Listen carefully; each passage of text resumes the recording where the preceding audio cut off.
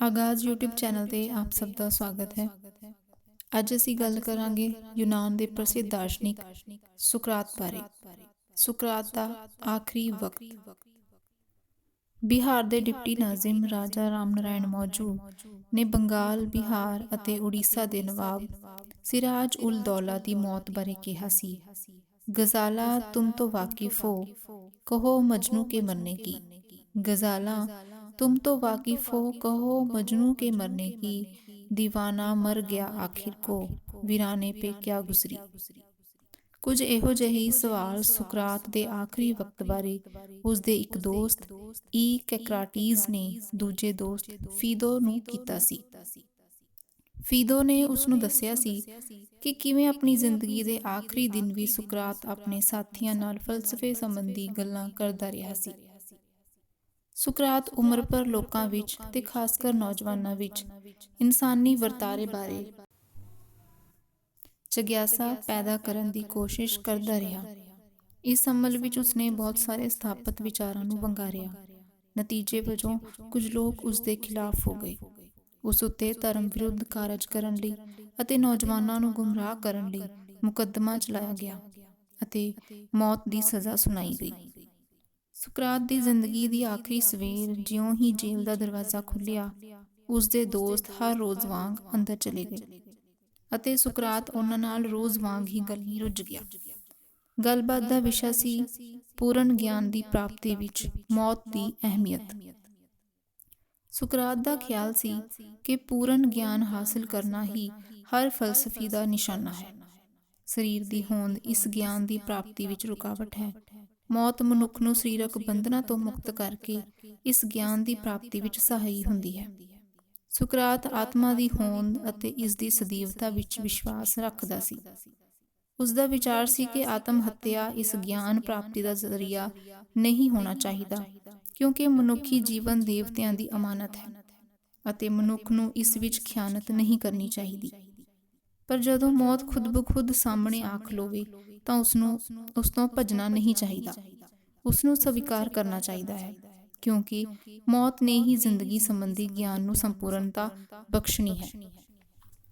ਇਸ ਆਖਰੀ ਨਸ਼ਿਸ਼ਤ ਵਿੱਚ ਫੀਦੋ ਤੋਂ ਇਲਾਵਾ ਸੁਕਰਾਤ ਦੇ ਕੋਈ 1 ਦਰਜਨ ਤੋਂ ਵੱਧ ਦੋਸਤ ਹਾਜ਼ਰ ਸਨ।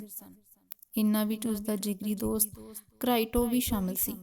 ਸੁਕਰਾਤ ਆਪਣੇ ਰੌਂ ਵਿੱਚ ਸੀ ਅਤੇ ਆਪਣੇ ਸੁਭਾਅ ਮੁਤਾਬਕ ਗੱਲਾਂ ਵਿੱਚ ਮਖੌਲ ਵੀ ਕਰ ਰਿਹਾ ਸੀ।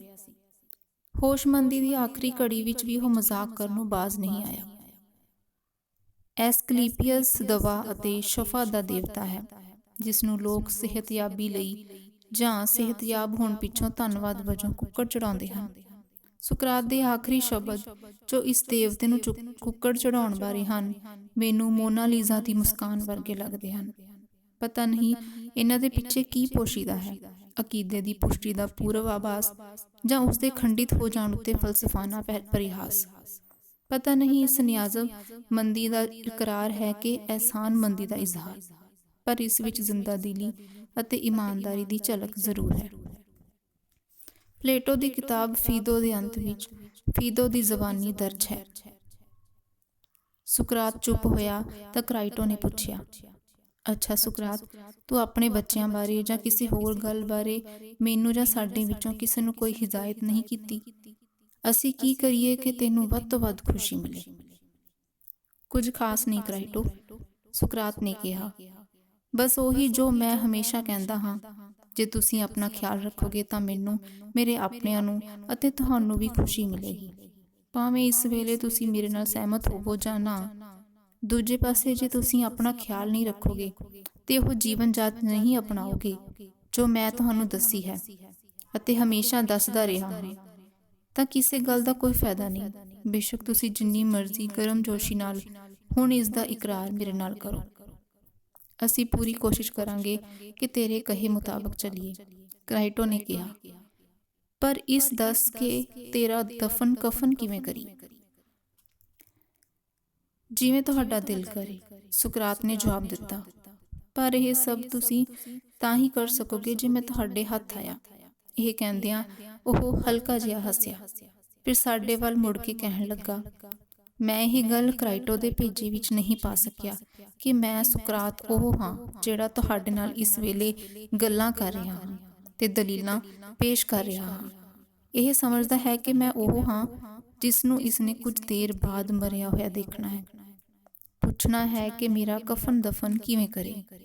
ਮੈਂ ਤੁਹਾਨੂੰ ਅਤੇ ਆਪਣੇ ਆਪ ਨੂੰ ਦਿਲਾਸਾ ਦੇਣ ਲਈ ਜਿਹੜਾ ਇੰਨਾ ਲੰਬਾ ਭਾਸ਼ਣ ਝਾੜਿਆ ਕਿ ਜ਼ਹਿਰ ਪੀਣ ਤੋਂ ਬਾਅਦ ਮੈਂ ਤੁਹਾਡੇ ਵਿੱਚ ਨਹੀਂ ਰਹਾਂਗਾ, ਬਲਕਿ ਇੱਕ ਅਲੌਕਿਕ ਆਨੰਦ ਦੀ ਅਵਸਥਾ ਵੱਲ ਕੂਚ ਕਰ ਜਾਵਾਂਗਾ, ਉਹ ਇਸ ਦੇ ਉੱਤੋਂ ਦੀ ਲੰਘ ਗਿਆ ਲੱਗਦਾ ਹੈ।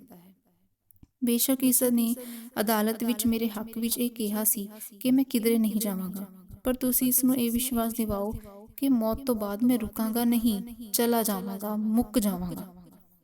ਇਸ ਨਾਲ ਇਸ ਨੂੰ ਇਹ ਸਦਮਾ ਝੱਲਣਾ ਸੌਖਾ ਹੋ ਜਾਵੇਗਾ ਅਤੇ ਮੈਨੂੰ ਸੜਦੇ ਜਾਂ ਦਬੀਂਦੇ ਦੇਖ ਕੇ ਇਹ ਸੋਚ ਕੇ ਪਰੇਸ਼ਾਨ ਨਹੀਂ ਹੋਵੇਗਾ ਕਿ ਮੇਰੇ ਨਾਲ ਕੁਝ ਭਿਆਨਕ ਵਾਪਰ ਰਿਹਾ ਹੈ। ਮੇਰੇ ਅੰਤਿਮ ਸੰਸਕਾਰ ਵੇਲੇ ਇਸ ਨੂੰ ਇਹ ਨਹੀਂ ਲੱਗੇਗਾ ਕਿ ਇਹ ਸੁਕਰਾਤ ਦੇ ਸੰਸਕਾਰ ਦੀ ਤਿਆਰੀ ਕਰ ਰਿਹਾ ਹੈ ਜਾਂ ਸੁਕਰਾਤ ਨੂੰ ਕਬਰੀ ਪਾ ਰਿਹਾ ਹੈ ਜਾਂ ਦਫਨਾ ਰਿਹਾ ਹੈ। ਇੱਕ ਗੱਲ ਯਾਦ ਰੱਖੀ ਯਾਰ ਕਰਾਈਟੋ, ਗਲਤ ਬਿਆਨੀ ਸਿਰਫ ਵਕਤੀ ਤੌਰ ਤੇ ਹੀ ਬਦਮਗਜ਼ੀ ਪੈਦਾ ਨਹੀਂ ਕਰਦੀ, ਆਤਮਾ ਉੱਤੇ ਵੀ ਮਾੜਾ ਅਸਰ ਪਾਉਂਦੀ ਹੈ। ਤੂੰ ਹੀ ਸੋਚ ਕੇ ਹੌਸਲੇ ਵਿੱਚ ਰਹਿਣਾ ਹੈ ਕਿ ਤੂੰ ਕੇਵਲ ਮੇਰੇ ਸਰੀਰ ਨੂੰ ਹੀ ਦਫਨਾ ਰਿਹਾ ਹੈ। ਇਸ ਨੂੰ ਤੂੰ ਜਿਵੇਂ ਚਾਹੇ ਦਫਨਾ ਸਕਦਾ ਹੈ, ਜਿਵੇਂ ਵੀ ਤੂੰ ਠੀਕ ਸਮਝੇ। ਇਹ ਕਹਿ ਕੇ ਉਹ ਉੱਠਿਆ ਅਤੇ ਨਹਾਉਣ ਲਈ ਦੂਜੇ ਕਮਰੇ ਵਿੱਚ ਚਲਾ ਗਿਆ। ਕਰਾਈਟੋ ਵੀ ਉਸਦੇ ਪਿੱਛੇ ਹੀ ਚਲਾ ਗਿਆ, ਪਰ ਸਾਨੂੰ ਉੱਥੇ ਹੀ ਉਡੀਕਣ ਲਈ ਕਿਹਾ ਗਿਆ। ਸੋ ਅਸੀਂ ਉੱਥੇ ਹੀ ਰਹੇ, ਜੋ ਗੱਲਾਂ ਹੋਈਆਂ ਸਨ ਦੁਹਰਾਉਂਦੇ ਰਹੇ, ਉਹਨਾਂ ਉੱਤੇ ਨਜ਼ਰਸਾਨੀ ਕਰਦੇ ਰਹੇ ਜਾਂ ਉਸ ਬਿਪਤਾ ਦੀ ਵਿਕਰਾਲਤਾ ਬਾਰੇ ਗੱਲਾਂ ਕਰਦੇ ਰਹੇ ਜੋ ਸਾਡੇ ਉੱਤੇ ਆਣ ਪਈ ਸੀ। ਸਾਨੂੰ ਇੰਜ ਲੱਗ ਰਿਹਾ ਸੀ ਜਿਵੇਂ ਸਾਡਾ ਪਿਤਾ ਸਾਡੇ ਤੋਂ ਖੁਸ਼ ਰਿਹਾ ਹੋਵੇ ਤੇ ਅਸੀਂ ਬਾਕੀ ਜ਼ਿੰਦਗੀ ਯਤੀਮਾਂ ਵਾਂਗ ਗੁਜ਼ਾਰਨੀ ਹੋਵੇ। ਸੁਕਰਾਤ ਦੇ ਇਸ਼ਨਾਨ ਕਰ ਲੈਣ ਤੋਂ ਬਾਅਦ ਤੇ ਉਸਦੇ ਬੱਚਿਆਂ ਨੂੰ ਮਿਲਾਉਣ ਲਈ ਲਿਆਂਦਾ ਗਿਆ। 2 ਛੋਟੇ ਪੁੱਤਰ ਤੇ ਇੱਕ ਵੱਡਾ ਤੇ ਉਸਦੇ ਪਰਿਵਾਰ ਦੀਆਂ ਔਰਤਾਂ ਵੀ ਆਈਆਂ। ਉਸਨੇ ਉਹਨਾਂ ਨਾਲ ਕਰਾਈਟੋ ਦੀ ਮੌਜੂਦਗੀ ਵਿੱਚ ਹੀ ਗੱਲਬਾਤ ਕੀਤੀ ਅਤੇ ਉਹਨਾਂ ਨੂੰ ਕੁਝ ਸੌਂਪਣੀਆਂ ਕੀਤੀਆਂ। ਫਿਰ ਉਸਨੇ ਬੱਚਿਆਂ ਅਤੇ ਔਰਤਾਂ ਨੂੰ ਜਾਣ ਲਈ ਕਿਹਾ ਤੇ ਵਾਪਸ ਸਾਡੇ ਕੋਲ ਆ ਗਿਆ। ਸੂਰਜ ਲਗਭਗ ਢਲ ਚੁੱਕਾ ਸੀ। ਸੁਕਰਾਤ ਨੇ ਦੂਜੇ ਕਮਰੇ ਵਿੱਚ ਕਾਫੀ ਵਕਤ ਲਾਇਆ। ਇਸ਼ਨਾਨ ਮਗਰੋਂ ਤਰੋ ਤਾਜ਼ਾ ਹੋਇਆ ਉਹ ਸਾਡੇ ਕੋਲ ਆ ਕੇ ਬੈਠ ਗਿਆ। ਉਸ ਨੂੰ ਗੱਲਾਂ ਕਰਦਿਆਂ ਕੁਝ ਮਿੰਟ ਹੀ ਹੋਏ ਸਨ ਕਿ ਜੇਲ੍ਹ ਦਾ ਦਰੋਗਾ ਅੰਦਰ ਆਇਆ ਅਤੇ ਉਸ ਕੋਲ ਗਿਆ। ਸੁਕਰਾਤ, ਉਸਨੇ ਕਿਹਾ, ਹੋਰ ਕੁਝ ਵੀ ਹੋਵੇ, ਮੈਨੂੰ ਤੇਰੇ ਨਾਲ ਇਹ ਗਿਲਾ ਨਹੀਂ ਹੋ ਸਕਦਾ ਜੋ ਹੋਰਾਂ ਨਾਲ ਹੁੰਦਾ ਹੈ ਕਿ ਸਰਕਾਰੀ ਹੁਕਮ ਅਨੁਸਾਰ ਜਦੋਂ ਮੈਂ ਤੈਨੂੰ ਜ਼ਹਿਰ ਪੀਣ ਲਈ ਕਿਹਾ ਤਾਂ ਤੂੰ ਮੇਰੇ ਨਾਲ ਗੁੱਸੇ ਹੋਇਆ ਜਾਂ ਮੰਦਾ ਬੋਲਿਆ। ਹੁਣ ਤੱਕ ਮੈਨੂੰ ਪਤਾ ਲੱਗ ਚੁੱਕਾ ਹੈ ਕਿ ਜਿੰਨੇ ਵੀ ਲੋਕ ਇੱਥੇ ਆਏ ਹਨ ਤੂੰ ਉਹਨਾਂ ਵਿੱਚੋਂ ਸਭ ਤੋਂ ਉੱਤਮ, ਸ਼ਾਲੀਨ ਅਤੇ ਬਹਾਦਰ ਇਨਸਾਨ ਹੈ ਅਤੇ ਖਾਸ ਕਰ ਹੁਣ ਮੈਨੂੰ ਇਹ ਯਕੀਨ ਹੋ ਗਿਆ ਹੈ ਕਿ ਤੈਨੂੰ ਮੇਰੇ ਨਾਲ ਕੋਈ ਗਿਲਾ ਨਹੀਂ, ਬਲਕਿ ਉਹਨਾਂ ਨਾਲ ਹੈ ਜੋ ਇਸ ਸਭ ਦੇ ਜ਼ਿੰਮੇਦਾਰ ਹਨ, ਕਿਉਂਕਿ ਤੂੰ ਜਾਣਦਾ ਹੈ ਕਿ ਉਹ ਕੌਣ ਹਨ। ਸੋ ਹੁਣ ਤੈਨੂੰ ਪਤਾ ਹੈ ਕਿ ਮੈਂ ਕੀ ਕਹਿਣ ਆਇਆ ਹਾਂ। ਅਲਵਿਦਾ, ਅਤੇ ਜੋ ਆ ਬਣੀ ਹੈ ਉਸਨੂੰ ਜਿਤਨਾ ਹੋ ਸਕੇ ਸਹਿਜ ਨਾਲ ਝੱਲਣ ਦੀ ਕੋਸ਼ਿਸ਼ ਕਰ।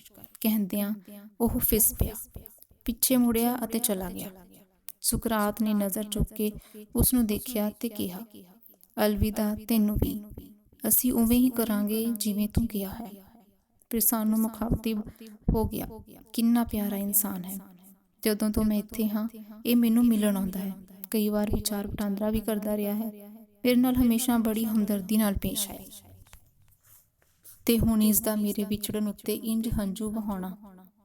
ਚੱਲ ਕਰਾਈਟੋ, ਜਿਵੇਂ ਉਹ ਕਹਿ ਗਿਆ ਹੈ ਕਰੀਏ। ਜ਼ਹਿਰ ਤਿਆਰ ਹੋ ਗਿਆ ਹੋਵੇ ਜਾਂ ਕੋਈ ਜਾ ਕੇ ਲੈ ਆਓ, ਜੇ ਤਿਆਰ ਨਹੀਂ ਹੋਇਆ ਤਾਂ ਉਸਨੂੰ ਕਹੋ ਕਿ ਤਿਆਰ ਕਰੇ। ਪਰ ਸੁਕਰਾਤ, ਕਰਾਈਟੋ ਕਹਿਣ ਲੱਗਾ, ਸੂਰਜ ਤਾਂ ਅਜੇ ਬਹੁਤ ਉੱਚਾ ਹੈ, ਅਜੇ ਦਿਨ ਲੱਥਾ ਨਹੀਂ। ਮੈਂ ਤਾਂ ਦੇਖਿਆ ਹੈ ਕਿ ਲੋਕ ਚੇਤਾਵਨੀ ਦਿੱਤੇ ਜਾਣ ਤੋਂ ਕਾਫੀ ਦੇਰ ਬਾਅਦ ਤੱਕ ਰਾਤ ਦਾ ਖਾਣਾ ਖਾਂਦੇ ਹਨ, ਦਾਰੂ ਵੀ ਪੀਂਦੇ ਹਨ ਅਤੇ ਕਈ ਤਾਂ ਆਪਣੇ ਪਿਆਰਿਆਂ ਦੀ ਸੰਗਤ ਦਾ ਆਨੰਦ ਵੀ ਮਾਣਦੇ ਹਨ ਅਤੇ ਬੜੀ ਰਾਤ ਗਏ ਜ਼ਹਿਰ ਪੀਂਦੇ ਹਨ। ਕੋਈ ਜਲਦੀ ਨਹੀਂ, ਅਜੇ ਕਾਫੀ ਵਕਤ ਹੈ। ਇਹ ਹੋ ਸਕਦਾ ਹੈ ਕਰਾਈਟੋ ਕਿ ਜਿਨ੍ਹਾਂ ਲੋਕਾਂ ਦੀ ਤੂੰ ਗੱਲ ਕਰਦਾ ਹੈ ਉਹ ਇਵੇਂ ਕਰਦੇ ਹੋਣ, ਸੁਕਰਾਤ ਨੇ ਕਿਹਾ, ਕਿਉਂਕਿ ਉਹ ਸੋਚਦੇ ਹਨ ਕਿ ਇਸ ਤਰ੍ਹਾਂ ਕਰਕੇ ਉਹ ਕੁਝ ਖੱਟ ਰਹੇ ਹਨ। ਪਰ ਇਹ ਵੀ ਸੁਭਾਵਿਕ ਹੈ ਕਿ ਮੈਂ ਅਜਿਹਾ ਨਹੀਂ ਸੋਚਦਾ, ਕਿਉਂਕਿ ਮੈਂ ਜਾਣਦਾ ਹਾਂ ਕਿ ਕੁਝ ਦੇਰ ਪਛੜ ਕੇ ਜ਼ਹਿਰ ਪੀਣ ਨਾਲ ਮੈਨੂੰ ਕੋਈ ਫਾਇਦਾ ਨਹੀਂ ਹੋਣ ਲੱਗਾ।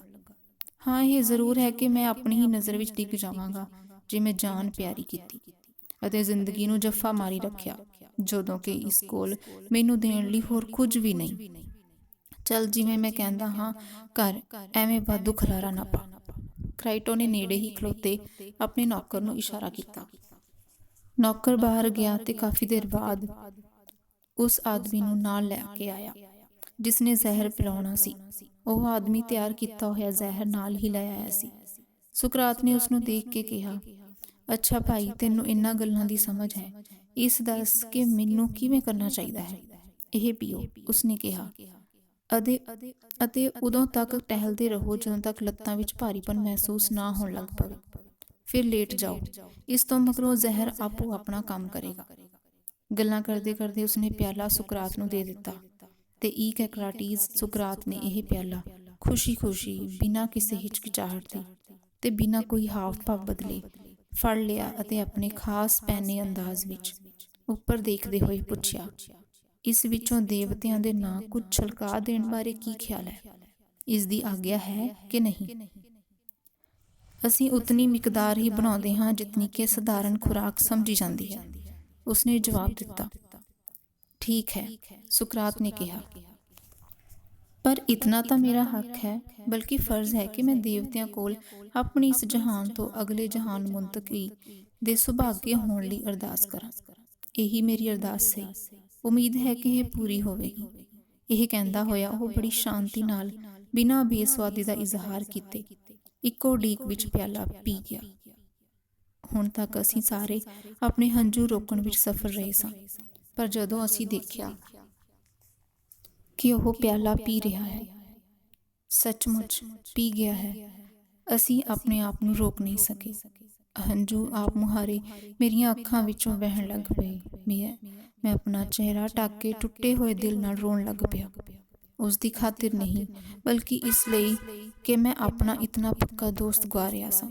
ਕਰਾਈਟੋ ਤਾਂ ਮੇਰੇ ਤੋਂ ਵੀ ਪਹਿਲਾਂ ਹੌਸਲਾ ਛੱਡ ਗਿਆ ਸੀ ਤੇ ਹੰਝੂ ਬੇਕਾਬੂ ਹੁੰਦੇ ਦੇਖ ਬਾਹਰ ਚਲਾ ਗਿਆ ਸੀ, ਪਰ ਅਪੋਲੋਡੋਰਸ, ਜਿਸ ਦਾ ਰੋਣਾ ਪਹਿਲਾਂ ਤੋਂ ਹੀ ਜਾਰੀ ਸੀ, ਹੁਣ ਇਸ ਤਰ੍ਹਾਂ ਫੁੱਟ ਕੇ ਰੋਇਆ ਕਿ ਉਸਨੇ ਸਭ ਨੂੰ ਰਵਾ ਦਿੱਤਾ, ਸਿਵਾਏ ਸੁਕਰਾਤ ਦੇ, ਜੋ ਕਹਿ ਰਿਹਾ ਸੀ, ਹੱਦ ਹੋ ਗਈ ਯਾਰੋ, ਇਹ ਵੀ ਕੋਈ ਤਰੀਕਾ ਹੈ? ਇਸੇ ਕਰਕੇ ਮੈਂ ਔਰਤਾਂ ਨੂੰ ਪਹਿਲਾਂ ਹੀ ਭੇਜ ਦਿੱਤਾ ਸੀ ਕਿ ਇਹ ਚੀਕ ਚਿਹਾੜਾ ਨਾ ਪਏ। ਮੇਰਾ ਖਿਆਲ ਹੈ ਕਿ ਇਨਸਾਨ ਨੂੰ ਸ਼ਾਂਤ ਚਿੱਤ ਰਹਿੰਦੇ ਹੋਏ ਹੀ ਪ੍ਰਾਣ ਤਿਆਗਣੇ ਚਾਹੀਦੇ ਹਨ। ਆਪਣੇ ਆਪ ਨੂੰ ਸਾਂਭੋ ਤੇ ਹਿੰਮਤ ਰੱਖੋ। ਅਸੀਂ ਸ਼ਰਮਸਾਰ ਹੋਏ ਅਤੇ ਆਪਣੇ ਹੰਝੂਆਂ ਨੂੰ ਕਾਬੂ ਕੀਤਾ। ਸੁਕਰਾਤ ਟਹਿਲਦਾ ਰਿਹਾ ਤੇ ਕੁਝ ਦੇਰ ਬਾਅਦ ਇਹ ਕਹਿ ਕੇ ਪਿੱਠ ਭਾਰ ਲੇਟ ਗਿਆ ਕਿ ਉਸਦੀਆਂ ਲੱਤਾਂ ਭਾਰੀ ਹੋ ਗਈਆਂ ਹਨ। ਇਹੀ ਉਸ ਆਦਮੀ ਨੇ ਸਲਾਹ ਦਿੱਤੀ ਸੀ ਜਿਸਨੇ ਜ਼ਹਿਰ ਪਿਲਾਇਆ ਸੀ। ਉਸ ਆਦਮੀ ਨੇ ਸੁਕਰਾਤ ਦੇ ਸਰੀਰ ਉੱਪਰ ਹੱਥ ਰੱਖਿਆ। ਕੁਝ ਦੇਰ ਬਾਅਦ ਉਸਦੇ ਪੈਰਾਂ ਲੱਤਾਂ ਦਾ ਮੁਆਇਨਾ ਕੀਤਾ। ਫਿਰ ਉਸਨੇ ਪੈਰ ਉੱਤੇ ਜ਼ੋਰ ਦੀ ਚੁੰਡੀ ਵੱਢ ਕੇ ਪੁੱਛਿਆ ਕਿ ਉਸਨੂੰ ਕੁਝ ਮਹਿਸੂਸ ਹੋਇਆ ਕਿ ਨਹੀਂ। ਸੁਕਰਾਤ ਨੇ ਕਿਹਾ, ਨਹੀਂ। ਫਿਰ ਉਸਨੇ ਇਵੇਂ ਹੀ ਲੱਤਾਂ ਬਾਰੇ ਪੁੱਛਿਆ। ਇਸ ਤਰ੍ਹਾਂ ਹੌਲੀ-ਹੌਲੀ ਉੱਪਰ ਵੱਲ ਵੱਧਦੇ ਹੋਏ ਉਸਨੇ ਸਾਨੂੰ ਇਹ ਦਰਸਾਇਆ ਕਿ ਸੁਕਰਾਤ ਦਾ ਸਰੀਰ ਠੰਡਾ ਤੇ ਸੁੰਨ ਹੁੰਦਾ ਜਾ ਰਿਹਾ ਹੈ।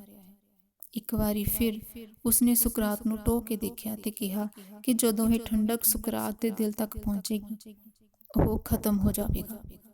ਸੁੰਨ ਸੁਕਰਾਤ ਦੇ ਲਗਭਗ ਲੱਕ ਤੱਕ ਪਹੁੰਚ ਚੁੱਕੀ ਸੀ ਕਿ ਉਸਨੇ ਆਪਣਾ ਚਿਹਰਾ ਨੰਗਾ ਕੀਤਾ, ਕਿਉਂਕਿ ਉਸਨੇ ਚਿਹਰਾ ਢੱਕ ਲਿਆ ਹੋਇਆ ਸੀ, ਤੇ ਕਿਹਾ, ਇਹ ਉਸਦੇ ਆਖਰੀ ਸ਼ਬਦ ਹਨ, ਕਰਾਈਟੋ, ਐਸਕਲੀਪੀਅਸ ਨੂੰ ਇੱਕ ਕੁੱਕੜ ਚੜਾਉਣਾ ਬਣਦਾ ਹੈ। ਚੜਾ ਦੇਈਂ, ਭੁੱਲੀ ਨਾ। ਨਹੀਂ ਭੁੱਲਦਾ, ਚੜਾ ਦਿਆਂਗਾ, ਕਰਾਈਟੋ ਨੇ ਕਿਹਾ। ਹੋਰ ਕੁਝ ਨਹੀਂ ਕਹਿਣਾ? ਸੁਕਰਾਤ ਨੇ ਇਸ ਦਾ ਕੋਈ ਜਵਾਬ ਨਹੀਂ ਦਿੱਤਾ, ਪਰ ਕੁਝ ਹੀ ਦੇਰ ਬਾਅਦ ਉਹ ਥੋੜਾ ਜਿਹਾ ਹਿੱਲਿਆ ਤੇ ਜਦੋਂ ਉਸ ਆਦਮੀ ਨੇ ਉਸਦੇ ਉੱਤੋਂ ਕੱਪੜਾ ਲਾਹਿਆ, ਉਸਦੀਆਂ ਅੱਖਾਂ ਨਿਰਜਿੰਦ ਸਨ। ਕਰਾਈਟੋ ਨੇ ਦੇਖਦੇ ਹੀ ਉਸਦਾ ਮੂੰਹ ਅਤੇ ਅੱਖਾਂ ਬੰਦ ਕਰ ਦਿੱਤੀਆਂ। ਇਹ ਸੀ ਅੰਤ ਈਕੈਕਰਾਟੀਜ਼ ਸੁਕਰਾਤ ਦਾ, ਸਾਡੇ ਉਸ ਯਾਰ ਦਾ ਜਿਸ ਦੇ ਬਾਰੇ ਅਸੀਂ ਇਮਾਨਦਾਰੀ ਨਾਲ ਕਹਿ ਸਕਦੇ ਹਾਂ ਕਿ ਅਸੀਂ ਆਪਣੀ ਜ਼ਿੰਦਗੀ ਵਿੱਚ ਜਿੰਨੇ ਵੀ ਲੋਕਾਂ ਨੂੰ ਮਿਲੇ ਹਾਂ, ਉਹ ਉਹਨਾਂ ਸਾਰਿਆਂ ਵਿੱਚੋਂ ਸਭ ਤੋਂ ਵੱਧ ਦਲੇਰ, ਸਿਆਣਾ ਅਤੇ ਇਮਾਨਦਾਰ ਇਨਸਾਨ ਸੀ।